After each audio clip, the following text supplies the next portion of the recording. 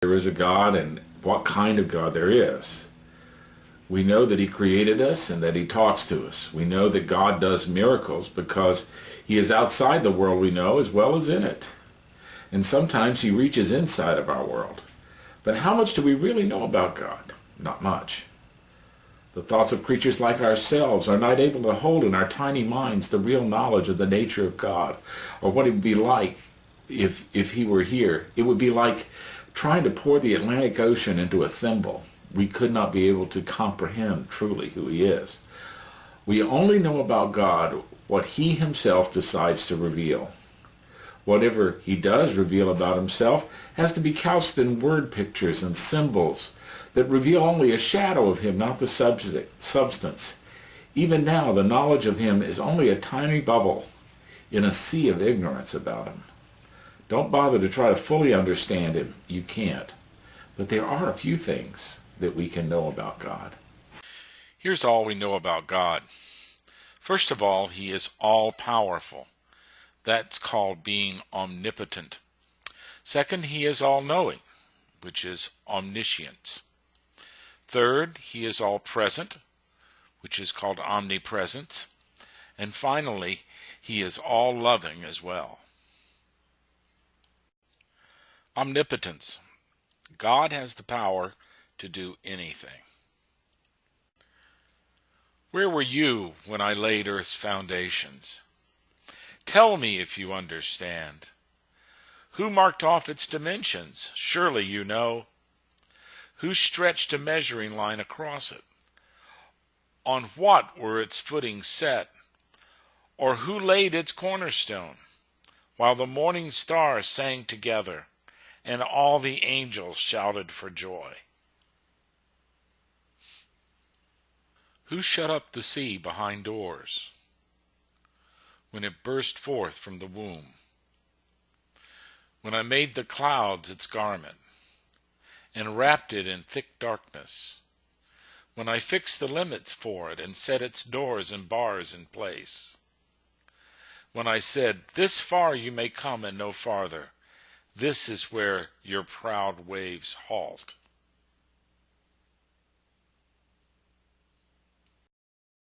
We believe this, but we can't really grasp it. Down inside, we somehow assume that there is some limit to God's power. But God is far beyond any limitations. There are no limits to him at all. Can we really imagine a God so immensely powerful that he could bring together clouds of cosmic debris into the primeval mass of the earth? Do we really have any idea how powerful God must be to bring great asteroids and planets together?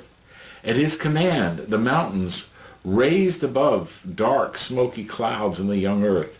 Volcanoes spewed forth magma. Waters collected in the surface by millions of gallons. What strength did it take to tear continents apart and start them floating into their current positions? How many ergs of power does it take to control a hurricane? How many volts of electricity are there in all the storms of all the ages? Yet when we declare that God is over all this, we are saying that his power far exceeds them all. Can you bind the beautiful Pleiades? Can you loose the cords of Orion? Can you bring forth the constellations in their seasons, or lead out the bear with its cubs? Do you know the laws of heaven? Can you set up dominion on the earth? The power of the Creator God does not stop with this world. It also includes the countless burning stars and massive planets, the black holes, quasars, galaxies, supergalaxies, and nebulae that stretch across the unending sea of space. If God created one earth, he created all of them. Such power is totally outside the realm of our imagination. It surpasses even our wildest dreams. We cannot grasp the omnipotence of God, either on a theoretical or a practical level. Most of us, like our primitive ancestors before us, still conceive of God as being just a little bigger than we are. That is why we think things like God's got too much to do to worry about me, or not even God can help me down. This is the ruler of the universe we're talking about. Size or difficulty has nothing to do with God's ability to work on our behalf. God is all-knowing, omniscience. He knows everything. That's the most ridiculous scene in the Bible comes right at the beginning in the story of Adam and Eve in Genesis. After they commit the first sin, they try to hide themselves by sewing leaves together and wearing them to, quote, hide their nakedness, unquote. Well, who are they hiding from? Do they really think that fig leaves are going to protect themselves from being seen by God? Do they think some cheap camouflage is going to keep the Almighty's eyes away? Every time I read this story, I think I know what they are thinking. They aren't thinking at all. They're simply reacting to that primitive part of the brain that causes us to do stupid and foolish things. Somehow we think we can hide from God. But even when we think about it, we know we can't, because God knows all things. This is the largest single body so far identified by astronomy. It is the Horsehead Nebula in the constellation of Orion. It is also known as Bernard 33. It is a vast cloud large enough to engulf entire galaxies. It stretches light centuries across. That means it takes light centuries simply to go across it. And it is made up almost entirely of hydrogen atoms moving together, bouncing into each other in a great soup of random Brownian motion. So when we say God is all-knowing, we mean that God can know the location of every one of those hydrogen atoms, where they have been since the beginning of time, and where they will be 1 billion years from now. That is what we mean when we say that God is all-knowing.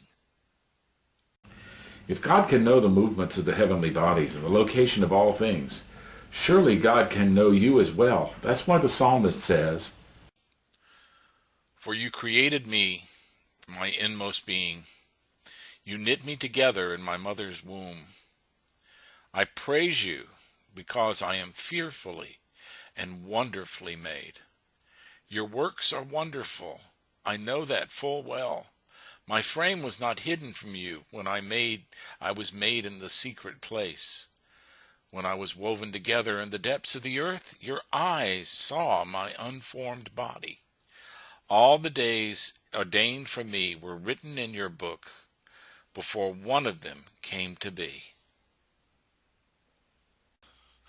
God is everywhere. He is omnipresent. Think about the size of the whole universe for a minute. Yes, I know that is impossible, but do your best. The universe we see is so vast that it takes light thousands of years to get from the farthest places that we can see. And the universe stretches far beyond that. It is unbelievably large and vast.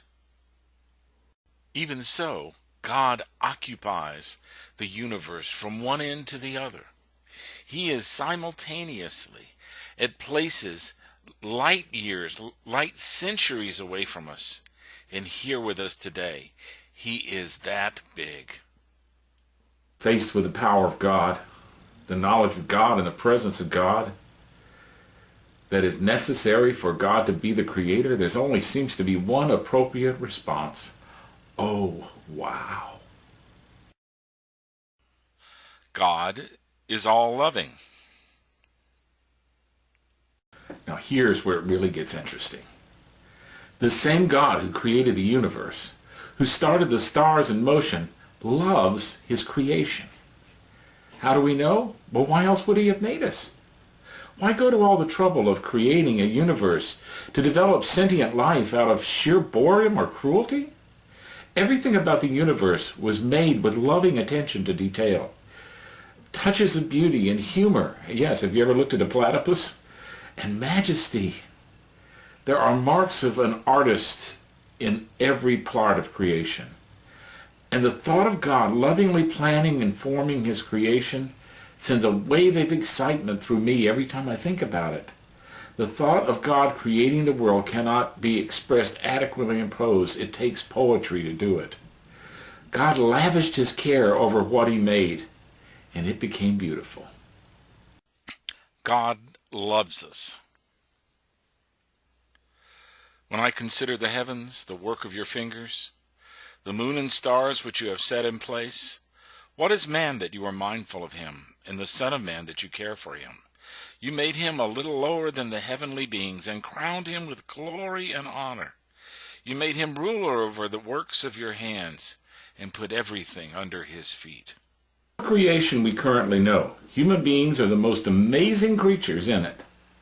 All the rest of creation is a glory to behold, but we are the only creatures that we know that can behold that glory. We are like God in many ways. We can think and contemplate. We can plan. We appreciate beauty. We are capable of love and hate. We are capable of creating for beauty's sake. We mourn the loss of life, even when that life does not touch ours. We can appreciate a joke. We can appreciate food and an oil painting or musical composition. We can speak, think, sing, and dance. Now consider this. You are the only thing that God created that shares certain key traits with him. You alone can appreciate beauty. You alone share his creativity, his love of making things. You are the closest thing to God on earth. No wonder God loves you so much. If God loved us so much, it would seem that we ought to be blessed in every way. So how come we live in a world that is so full of troubles? That's because something entered creation that was never supposed to have been there. Next week we'll talk about what that is.